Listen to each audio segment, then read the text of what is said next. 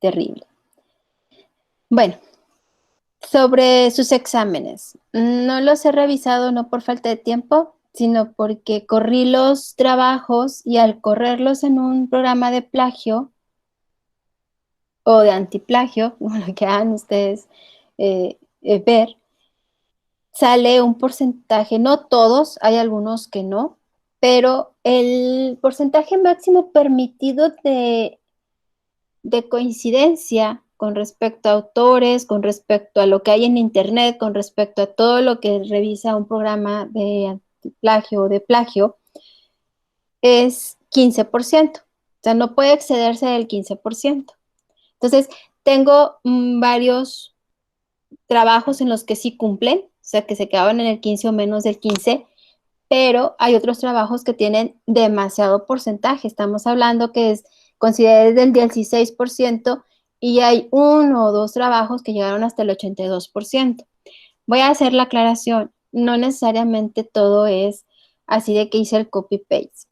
A lo mejor ustedes están con la tranquilidad de que hicieron cita textual y que realmente están citando a los autores o haciendo el formato, o aplicando más bien el formato APA, pero si tengo, por ejemplo, antecedentes donde no hay ninguna aportación de ustedes y solamente son puras citas textuales de los autores, se puede estar considerando como plagio, porque como les he puesto en varias retroalimentaciones, el citar a un autor o a dos autores es para sustentar lo que tú ya leíste, lo que tú ya entendiste y es lo que tú redactaste. Entonces, si ponemos puras citas, pues probablemente eso incremente el porcentaje de coincidencia con respecto a lo que hay en Internet, con respecto a lo que hay en los autores o en otros artículos de investigación. ¿Ok? Entonces, sabemos perfectamente cuál es la medida cuando se detecta plagio, pero hablándolo con los directivos, o bueno, con los coordinadores, pues llegamos a la conclusión que estamos en el periodo de aprendizaje y considerando que es un examen parcial, se les va a dar la oportunidad de que ustedes corrijan sus documentos y los vuelvan a subir. Esto es siendo conscientes y reflexionando que estamos haciendo una tesina y que esa tesina se va a estar corriendo en programas para verificar que se cumpla con el porcentaje que está permitido, no que hace ser plagio, no, porque a veces hasta las referencias son las que te marcan como plagio, porque hay coincidencia. Entonces, analizando eso, sí es muy importante tener máximo el 15%, ¿ok? Entonces, ¿cómo van a saber quiénes son? Bueno, no he sacado la lista de los que sí cumplen con el porcentaje, pero ellos van a tener una calificación en su examen parcial. Los que no tengan calificación y que son los que realmente tienen, pues les voy a mandar un mensaje individual para decirles que lo corrijan y cuál es el tiempo que tienen para que lo puedan subir. Y la verdad, pues, a lo mejor, bueno, no es que sí descargué el zip, pero no he visto si me lo descargó individual o general. Si me lo descargó individual, pues les comparto dónde está detectando el programa ese plagio o esas coincidencias. Normalmente vienen subrayados con amarillo o seleccionados con amarillo para que ustedes sepan qué es lo que tienen que cambiar, ¿sí?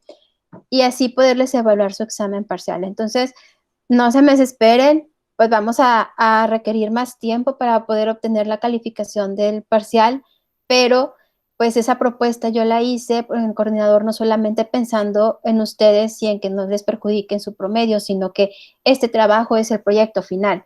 Y si no lo corregimos en esta ocasión, pues les va a afectar en el proyecto final y el proyecto final tiene un porcentaje mucho mayor que el que tiene el examen parcial. Entonces, yo considero que sí es importante que se corrija de una vez y pues por eso es que se está manejando de esa manera, ¿no? Que se les va a dar. Y para reforzar la reflexión, les abrí un foro en el cual ustedes tengan conocimiento de qué es un plagio, qué se considera plagio, qué se considera antiplagio. Va basado, o, bueno, principalmente en las tesinas o en las tesis, porque eso es lo que estamos haciendo nosotros como trabajo, porque pues obviamente en trabajos académicos o en otros proyectos se maneja con algo de diferencia, pero en general sí está muy penalizado lo del plagio.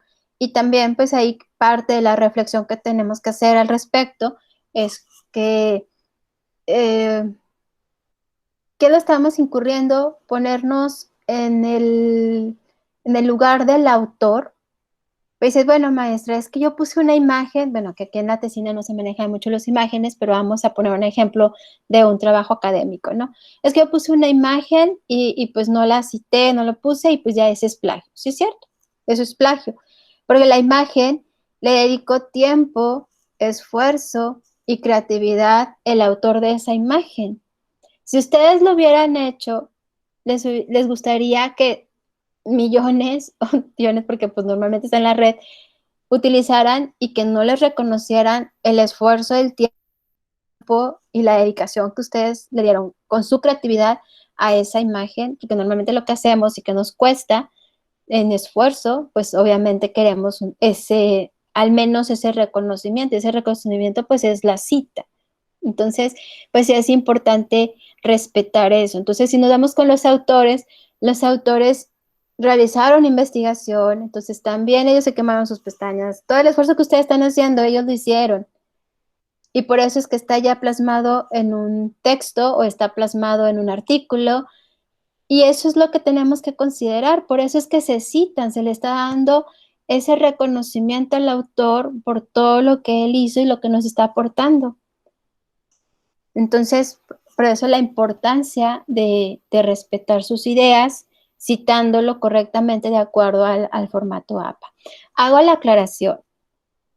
Pueden venir las referencias, o más bien, pueden venir las citas textuales seleccionadas y me van a ustedes a decir, maestra, pero eso no es plagio porque yo lo cité, es cita textual y APA lo permite, sí es cierto, APA lo permite, pero si nada más son citas textuales, entonces es plagio porque no estás aportando nada. La idea de leer todos los artículos, por eso se hicieron antecedentes, todo lo que estamos investigando con respecto a nuestro tema de investigación o de estudio, todo lo que estamos adquiriendo de conocimiento al conocer los conceptos, al aplicarlos, pues obviamente eso nos da un criterio para nosotros irlo redactando de acuerdo a todo lo que he estado leyendo y sustentarlo con los autores, ¿ok? Entonces vamos a tratar de que lo que resta de nuestra tesina, tener mucho cuidado con citas textuales que serán nada más para sustentar y tratar de parafrasear dentro de un material que les compartí.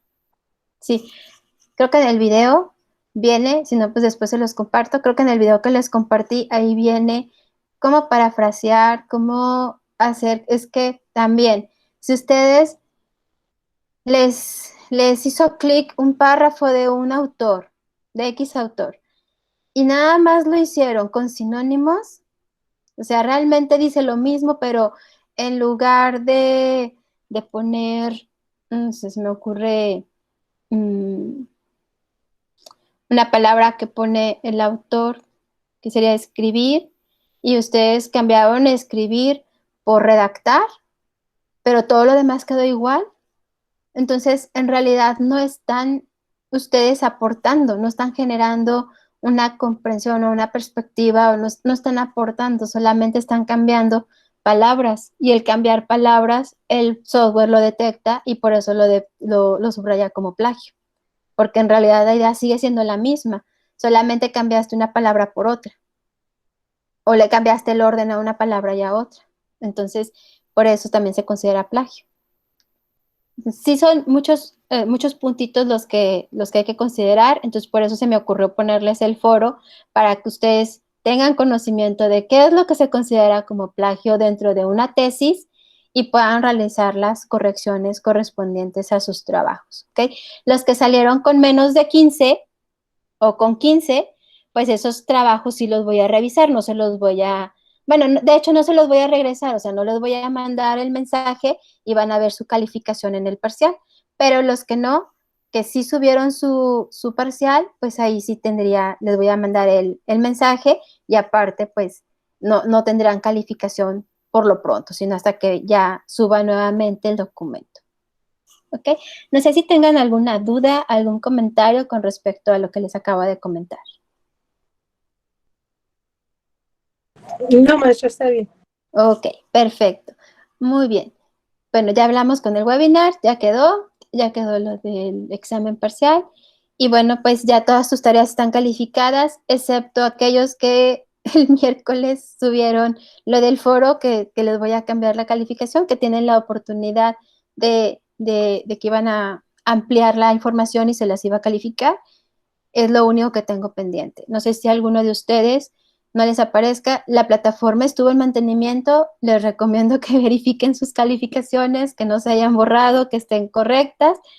Y si hay alguna situación al respecto, pues me manden un mensaje y con mucho gusto lo reviso para ver si pasó. Yo le hice así un checklist así rápido y la plataforma al parecer sí quedó tal cual, o sea, no se borró nada, pero pues los mejores que me pueden orientar que no vaya a pasar algún problema con sus calificaciones, pues son ustedes, ¿verdad? Si no les aparece o si les aparece, para poderlo checar, ¿correcto? Muy bien, entonces ahora sí voy a iniciar con la clase. Déjenme les proyecto.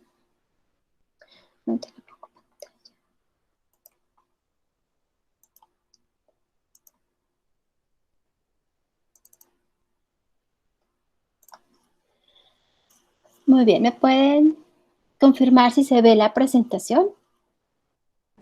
Sí, sí se ve. Ok, perfecto, muchas gracias. Entonces, vamos a ponerla. Y bueno, cualquier duda que tengan, con toda confianza me pueden parar. Voy a tratar de estarme regresando de pestaña a pestaña, pero si no, ustedes con toda confianza me pueden decir, maestro, tengo una duda y pues en ese momento paro, ¿ok? No hay ningún problema. Muy bien, pues como lo habíamos mencionado anteriormente, estamos por ver estadística descriptiva a la estadística descriptiva, que ya vimos qué consiste, porque es importante, es que es una de las clasificaciones de la estadística en general, y que para que nosotros podamos tener o cumplir con lo de la estadística descriptiva, se utilizan las medidas de tendencia central. Las medidas de tendencia central nos dan a nosotros un parámetro de cómo se están comportando los datos y me puede dar un previo con respecto a esos datos. No todas las investigaciones requieren ir a la estadística, bueno, más bien lo voy a cambiar, lo voy a estructurar. No todas las investigaciones se quedan en estadística descriptiva, pero algunas de ellas sí. Entonces, por eso la importancia de verla por separado. Cuando es la descriptiva y que su diseño así conviene, pues nada más realizar las medidas de tendencia central. ¿Okay? ¿Cuáles son las medidas de tendencia central? Bueno, las medidas de tendencia central, vamos primero a saber qué es lo que nos representa. Son parámetros estadísticos en los cuales nos informa sobre el centro de la distribución de la muestra o población estadística. ¿Cuáles son las medidas de tendencia? Le conoce como medidas de tendencia central? Pues es la media aritmética, la mediana y la moda. En el caso de la media aritmética, que también lo conocemos como promedio o que lo podemos determinar como promedio, es justamente el valor promedio de un conjunto de datos numéricos que calculamos de la forma normal de un promedio, que es la suma de todo el conjunto de valores dividido entre el total de los valores. Aquí, bueno, pues lo utilizan con X, Y para poderlos identificar, y N mayúscula nos representa el total de valores. Si tengo, por ejemplo, unos datos que recolecté o una muestra de 30 participantes, pues ese sería el valor de la N. Y bueno, cada uno que voy sumando, como lo voy poniendo de acuerdo a los datos que aparecieron, eso es lo que yo voy a realizar como sumatoria entre el número de valores totales, que sería 30. ¿Okay? La mediana. ¿Qué nos representa la mediana? La mediana, pues, es un estadístico en el que nos representa la posición central que parte la distribución en dos. Aquí es muy importante, y ahorita lo voy a mencionar, Pero antes de irnos a las fórmulas, es que nosotros tenemos valores que pueden ser pares o valores que pueden ser impares. Es decir, yo acabo de mencionar uno que es 30, pero también puedo tener valores de 31. Entonces, si nosotros vemos la gran diferencia, pues uno, si lo divido entre 2 me da 15 y el otro si lo divido entre 2 me va a dar 15.5. Entonces, hay cuáles son pares y cuáles son impares. Y eso es importante en la mediana porque se maneja de manera diferente para poder poner su valor. Entonces, nada más es así tener mucho cuidado en el caso de la mediana. ¿Ok? Y bueno, pues aquí nos dice, es decir, que deja la misma cantidad de valores de un lado y del otro. Las fórmulas propuestas que nos darán el valor de la mediana, no el valor de la mediana, sino dónde podemos encontrar el valor de la mediana, son las siguientes.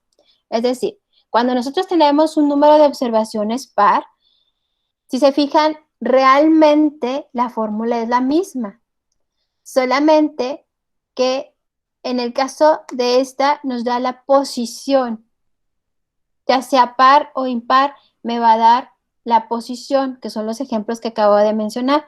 Si yo tengo 30 datos, voy a poner 30 más 1 entre 2, me va a decir 15.5. Quiere decir que mi mediana está entre el valor que tenga la posición 15 y el valor que tenga la posición 16.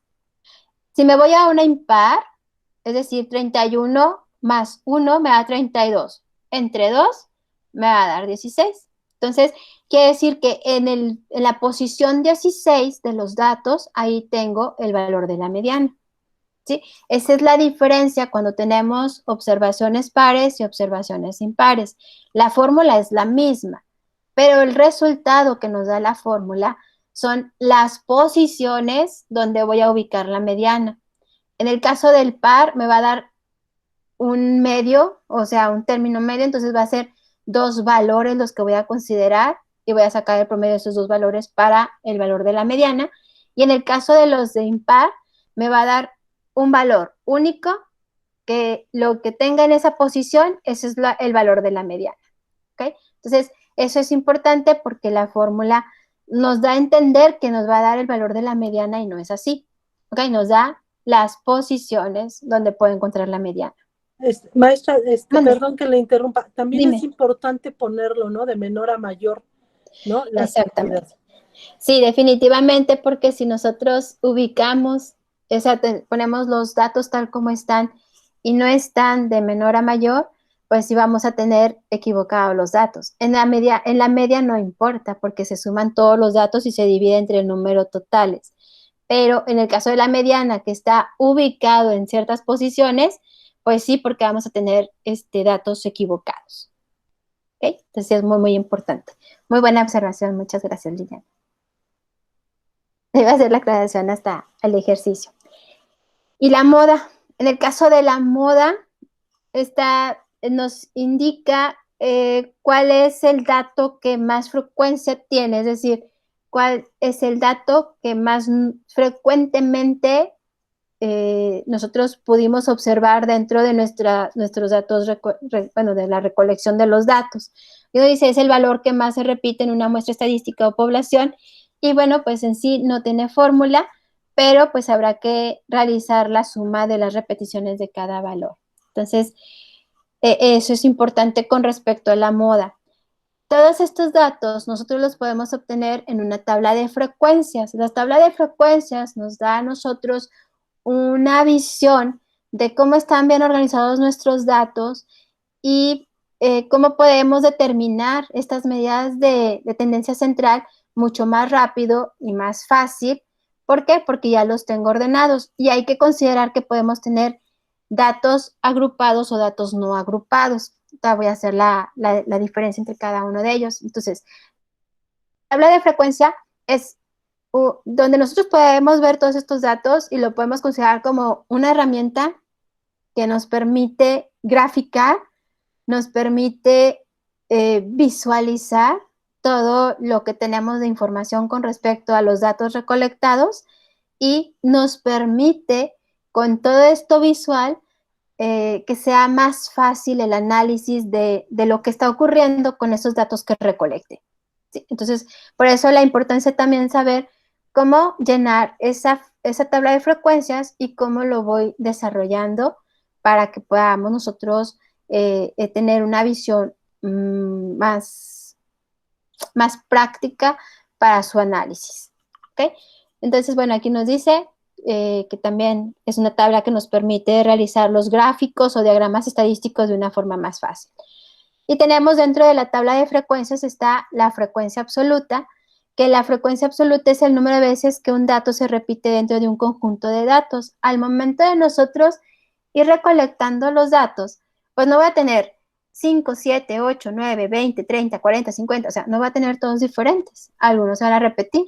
Entonces, los que se repiten son los que tengo que ir poniendo. De hecho, es lo más común, es como que nos sorprende más cuando aparece una sola vez un dato. De hecho, te dice, hoy, o sea, ¿qué pasó aquí? O sea, no coincidía con las características de la muestra, por ejemplo. Entonces, ahí te llama la atención cuando o es muy disparado el dato con respecto a lo que tienes de mayoría, o cuando realmente sale una sola vez o dos, dices, o sea, es extraño, te llama ahí la atención, ¿no? Entonces, es lo que tenemos que ir, más que nada, comprendiendo.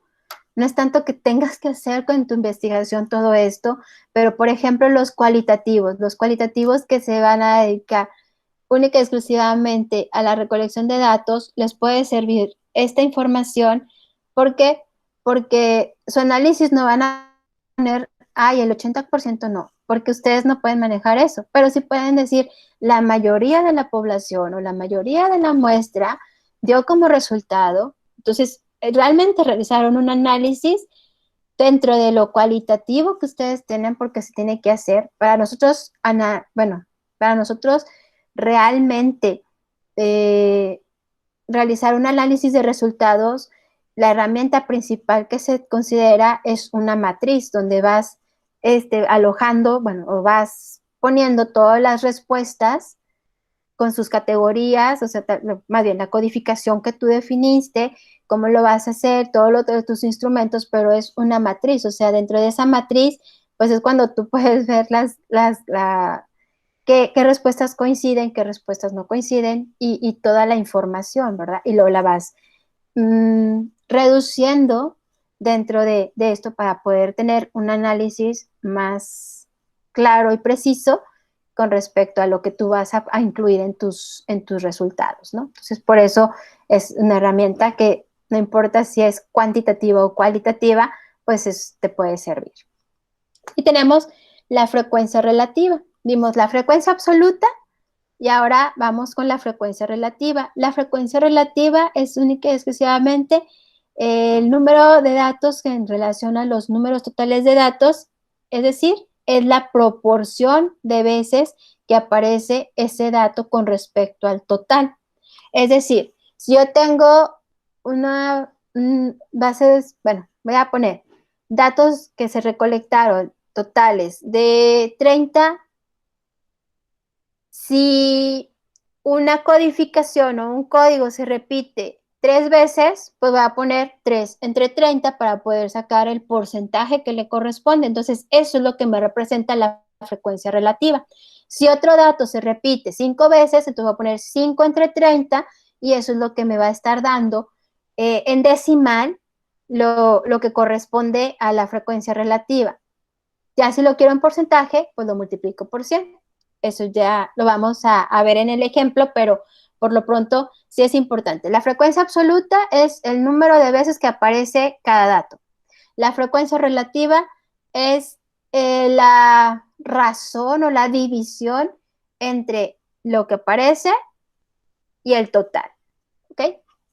Y bueno, pues se representa con NI. Eso pues cada persona tiene diferentes, sí se estandariza con lo que les estoy trayendo, pero ustedes pueden toparse tablas de frecuencias en las cuales les ponen diferentes relativa, la frecuencia absoluta, los datos. Entonces, aquí yo les traigo el estándar, perdón, pero pues pueden variar, ¿no? Aquí lo importante es que el valor de la frecuencia relativa no puede ser mayor que 1. Va desde 0 hasta 1 cada uno individual y la sumatoria te debe dar máximo 1. Si te da más de 1 o menos de 1, es que alguno de los datos está calculado de manera errónea. Entonces nada más hay que verificarlo, ¿ok? Y aquí pues es lo que nos está indicando, que la suma de todas las frecuencias relativas debe ser igual a 1. Y a eso se le conoce como frecuencia relativa absoluta o acumulada, perdón, frecuencia relativa acumulada, en el cual nosotros al realizar la sumatoria nos da 1.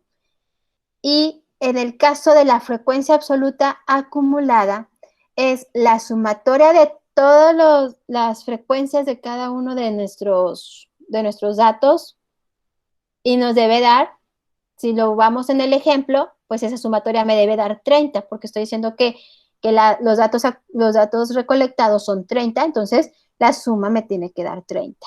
¿Ok? Si nos pasamos de ese valor, pues quiere decir que a lo mejor no contamos bien en cuestión de las frecuencias o cuántas veces se repite tal dato.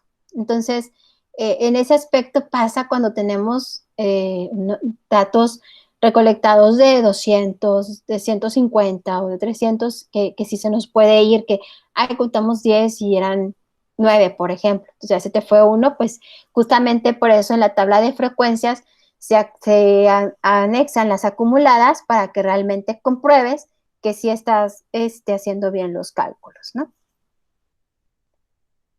Y bueno, aquí pues tenemos en la tabla de frecuencia, nosotros podemos tener información de datos agrupados y datos no agrupados. ¿Qué diferencia hay entre uno y eso? Bueno, cuando nosotros tenemos datos no agrupados, es que se hace un intervalo entre cada uno de esos datos.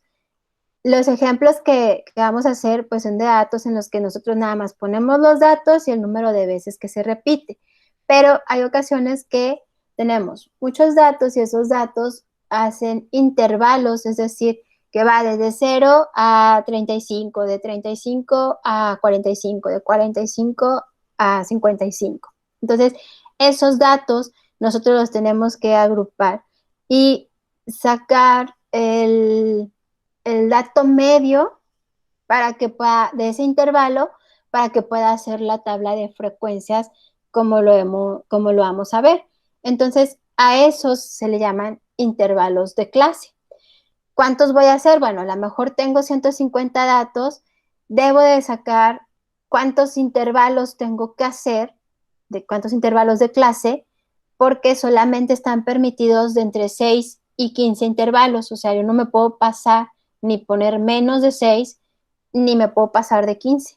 Entonces, es por eso que nosotros tenemos que ver cuántos datos recolecté y con respecto a esos datos que recolecté, yo puedo establecer los intervalos. Y bueno, hay una fórmula, pero también no es que sea obligatorio que sea una fórmula, o sea, que lo que te da la fórmula tú lo pongas. ¿Por qué?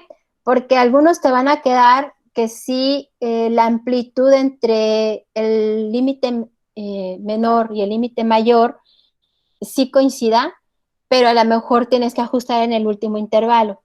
Y eso pues ya se genera ahí como que cierto desacuerdo. Pero si tú tienes dentro del límite, lo puedes modificar. Supongamos que la fórmula que les voy a mencionar después de esta diapositiva te da que son 8 intervalos, pero con 8 intervalos no te queda, o sea, no te queda a lo mejor un entero en la amplitud, no te queda, pues tú dices, bueno, si le pongo 7, con 7 sí me queda, o con 9 sí me queda, entonces, pues ya le pongo 9. O sea, sí lo puedes modificar, no es necesario que te valga, o sea, que realmente sea tal cual como te lo dice la fórmula, o sea, no, ese te da un parámetro, pero sí es flexible, ¿ok? Y bueno, aquí lo importante es eso, que sepamos que no nos podemos poner menos de 6 intervalos y no podemos pasarnos de 15.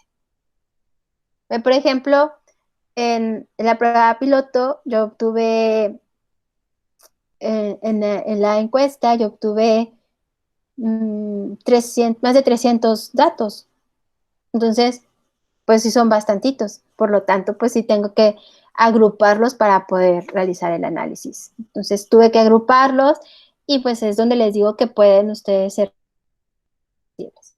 Tenerlos, bueno, para nosotros saber cuántos intervalos de clase podemos poner en nuestra tabla de frecuencias, utilizamos la fórmula que es la de Sturges, en el cual consiste que cada que me representa el número de intervalos es igual a 1 más 3.322 por logaritmo de base 10 de 10.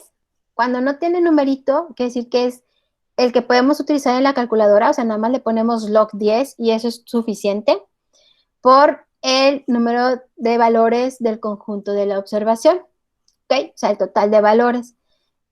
¿Cómo se hace primero? Pues nosotros vamos a hacer logaritmo 10 por el número de valores multiplicado por 3.322 más 1.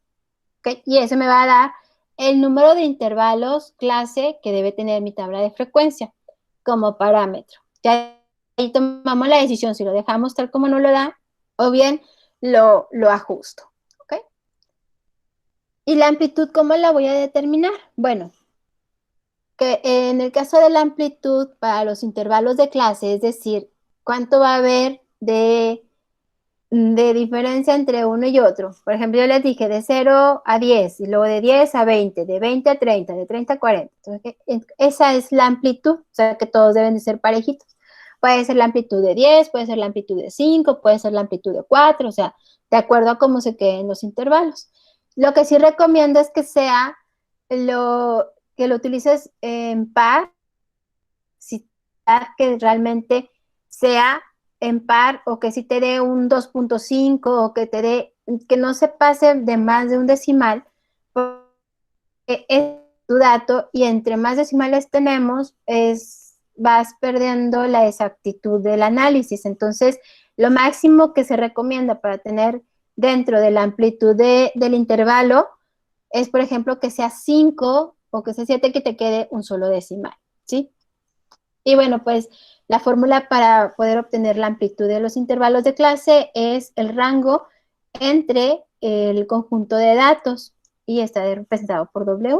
El rango pues es la diferencia entre la observación más pequeña y la más grande. Supongamos que de los 30 datos recolectados, el menor es 5 y el mayor es 40. Entonces ya sabemos que ahí la diferencia o el rango va a ser 35 y eso es lo que voy a poner en mis intervalos. Como es 35, pues diría, bueno, voy a poner 7 intervalos para que tengan una amplitud de 5 cada uno. ¿Ya? Entonces, por eso les digo que es flexible. No necesito utilizar la fórmula de Sturges. ¿Por qué?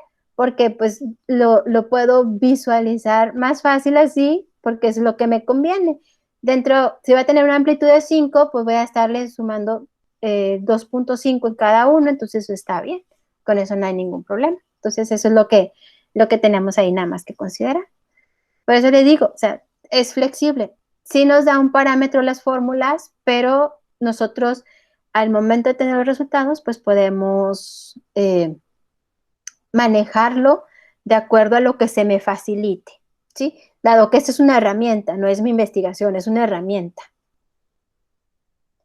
Muy bien, y bueno, pues aquí viene el ejemplo que les había mencionado que se veía en muchas diapositivas. No lo voy a leer, nada más voy a leer el ejemplo y vamos a ver que cada uno, pues, dónde se van repitiendo los datos.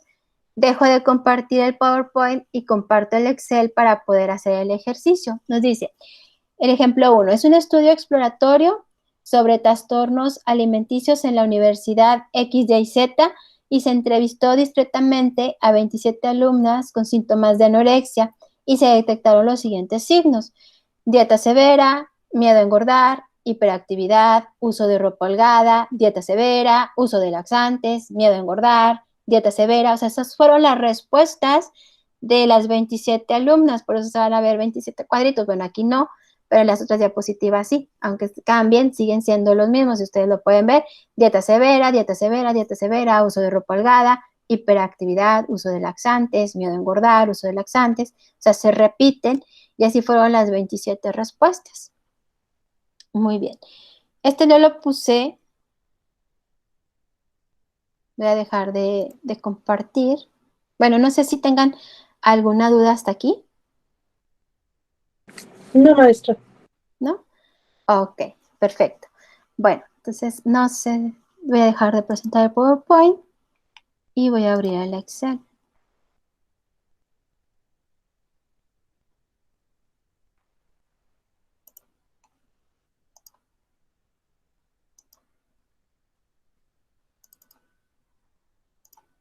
¿Ok?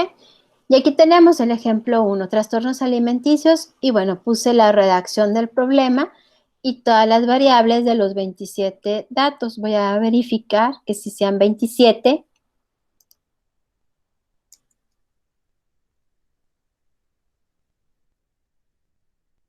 Ahí está. Me pone que si son los 27. Entonces, ¿qué es lo que tengo que hacer para realizar mi tabla de frecuencias? Si ustedes se fijan, aquí en realidad no me están dando nada matemático. O sea, puedo determinar la mediana con esas variables.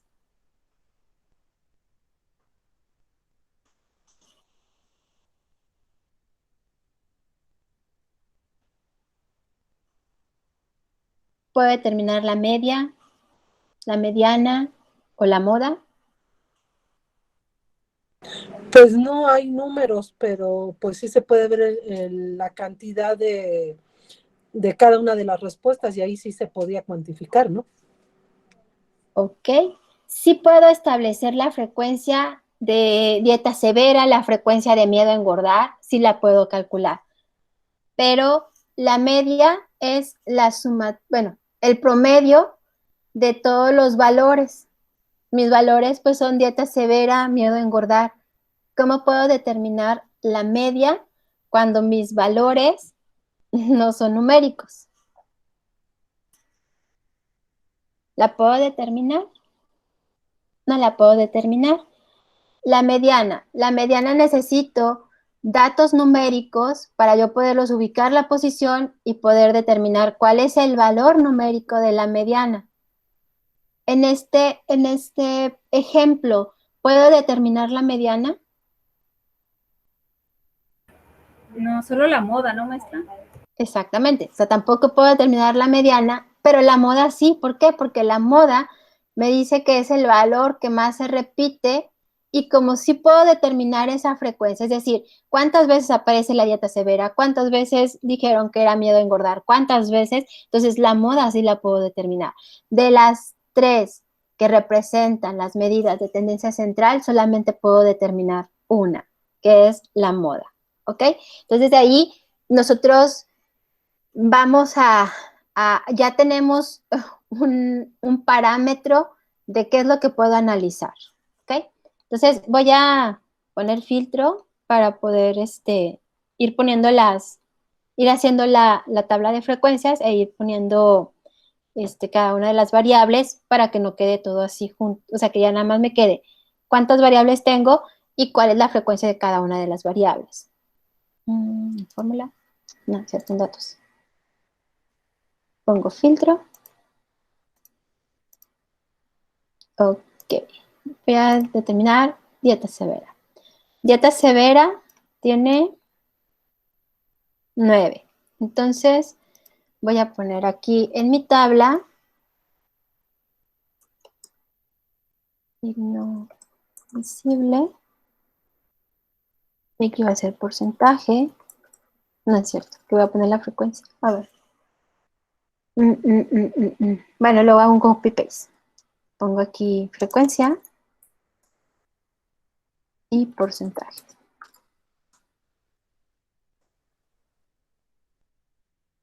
Por lo pronto así lo vamos a poner nuestra tabla de esta manera. Entonces aquí voy a poner dieta severa y dijimos que tiene una frecuencia de 9. ¿Ok? Ahora voy a filtrar hiperactividad. Hiperactividad me aparece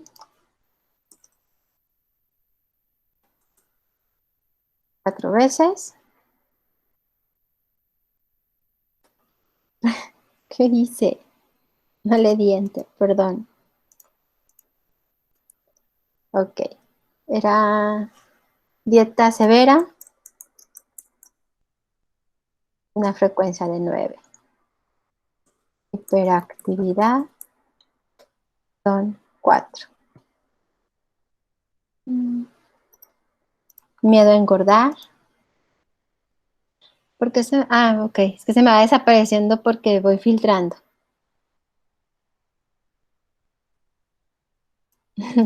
Percate de eso. Voy a ponerlo aquí abajo. Mm.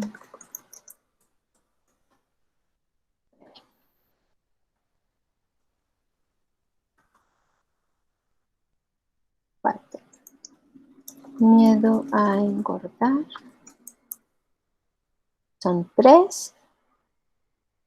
Bueno, esperemos que ya no se mueva ahí. Uso de laxantes son 5. Uso de laxantes 5.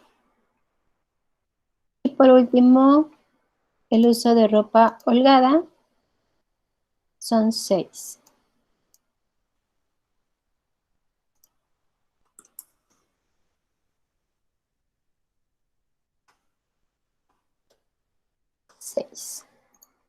Ok.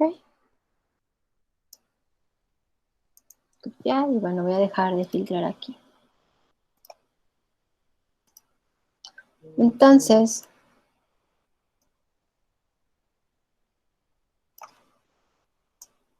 ahí lo tenemos. Voy a cortar este.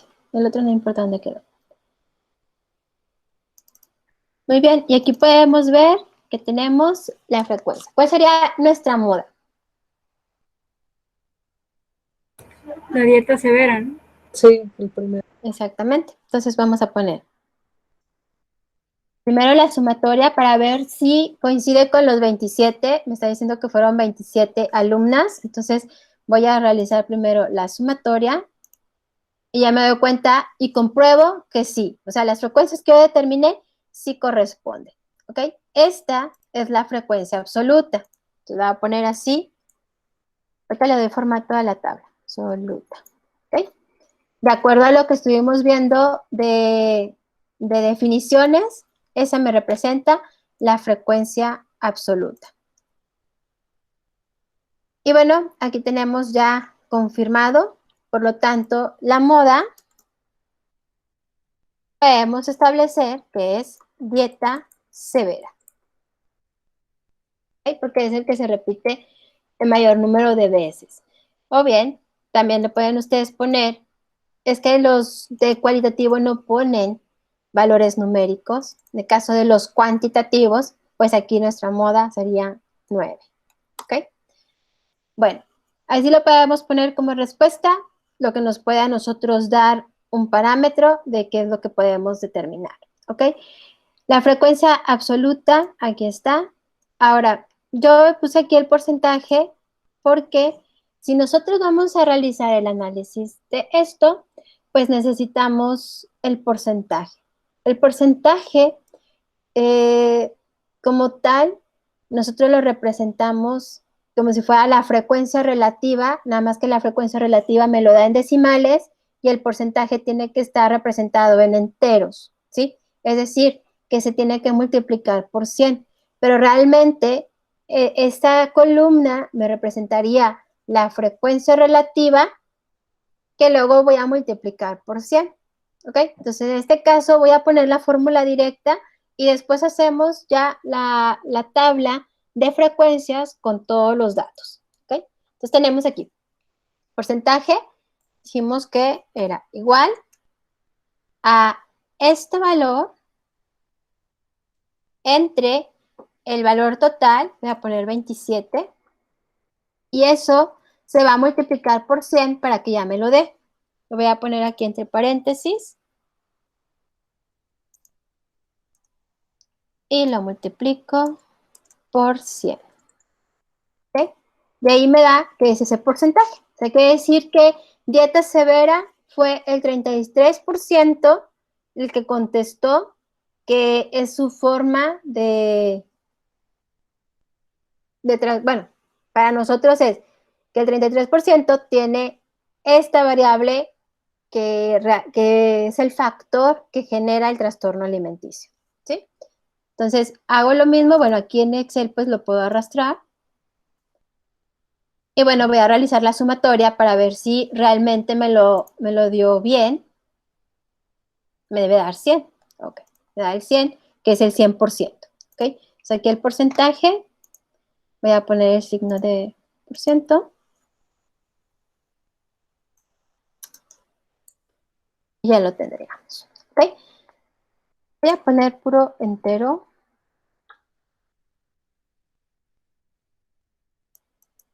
Pero no revolvamos, no es necesario que tenga que poner en decimales.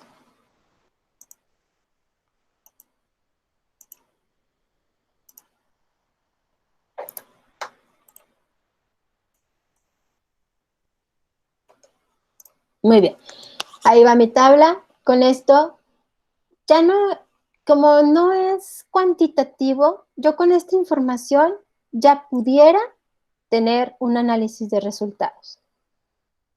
O ya pudiera establecer al menos un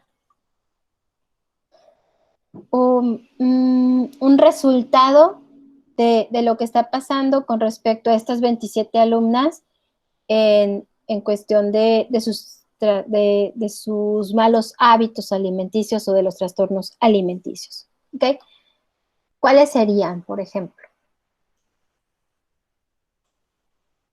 ¿Qué podrían ustedes poner? Como para interpretar la gráfica. ¿Sí? ¿Qué se podría poner?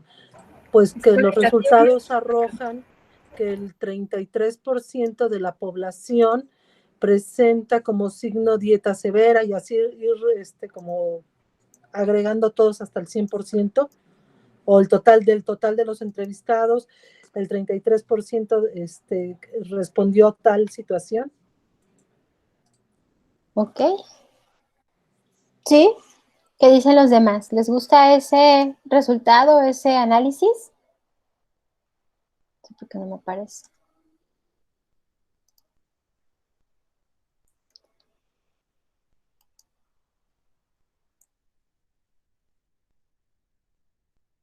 ¿Hay alguien que tiene alguna otra idea de análisis de resultados? Porque realmente eso es lo más importante. ¿Cómo podemos nosotros interpretar la tabla que acabamos de hacer así sencillita y que ahorita voy a hacer en gráfica, por eso la hice el copy-paste? Bueno, no me quiso copiar el porcentaje, pero pues no son tantos las variables. Entonces voy a graficar.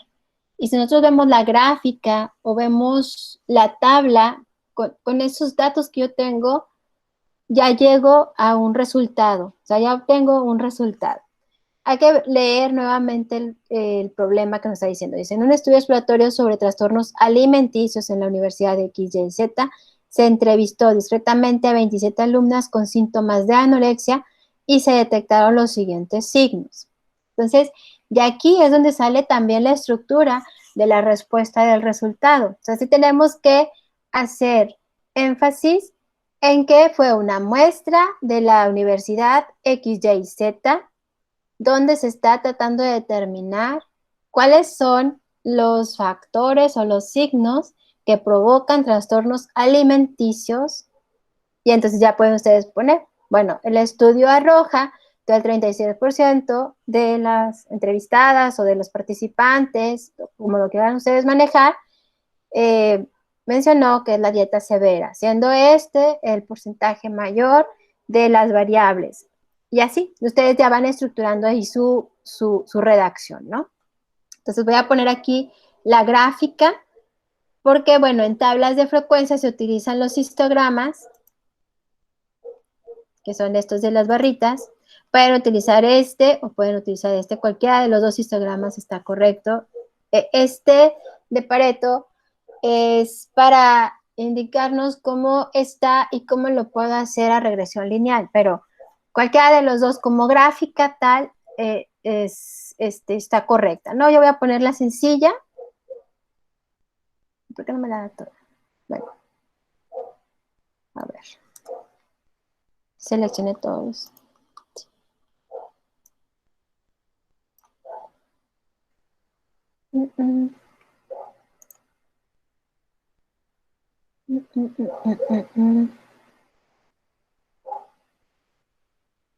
Que me deben de aparecer todos.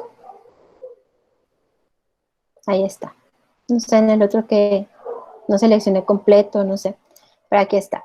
Esta dieta severa. ¿Dónde está? Bueno, ya aquí ya es ponerle el título del gráfico y ya darle nada más que sea más presentable, pero con eso es suficiente por lo pronto. Vemos los porcentajes, vemos cada uno de nuestros signos visibles o de nuestras variables, y pues también con la gráfica podemos nosotros identificar cuáles son los que nos da. Ya ustedes ponen la gráfica, ponen la tabla, ponen la redacción de lo que ustedes consideran que es su resultado, y pues de ahí ya tienen con qué sustentarlo. ¿Ok? Estos son herramientas que les sirven, que van en anexos, aunque sea cualitativa. Nosotros aquí realmente los números los sacamos con respecto a la frecuencia y el porcentaje, pero nuestras variables o nuestros datos no fueron numéricos. Entonces, esto es cualitativo. ¿Ok? No sé si tengan alguna duda. No, maestra, está muy bien. Ok, perfecto. Bueno, ya me estoy dando cuenta que se me acabó la clase. ¿En qué momento se pasó tan rápido el tiempo? Aquí sí tenemos uno de datos que son numéricos.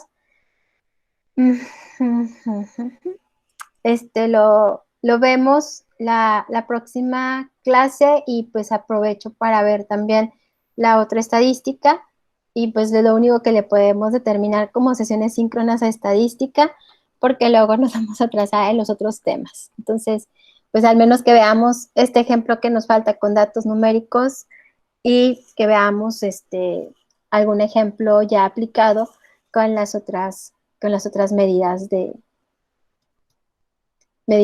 dispersión.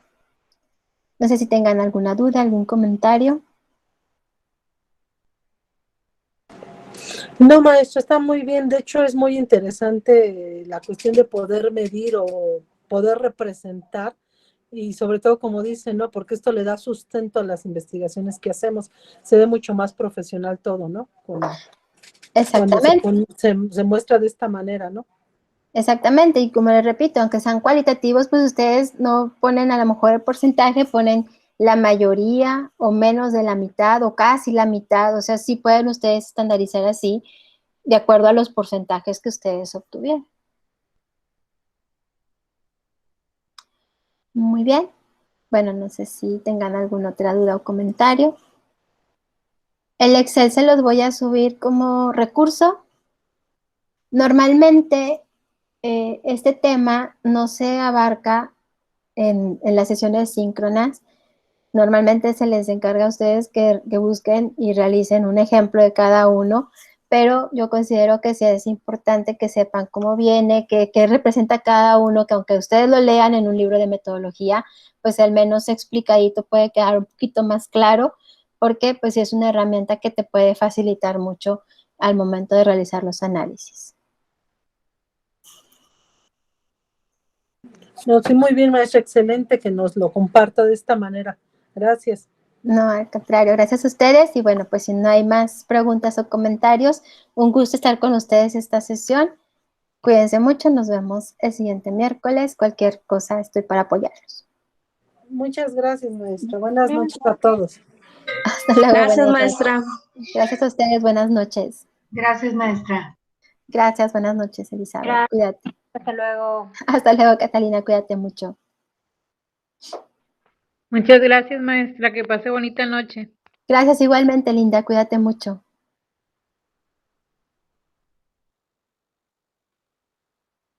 Maestra. Mande. Déjame quitar la grabación. Sí.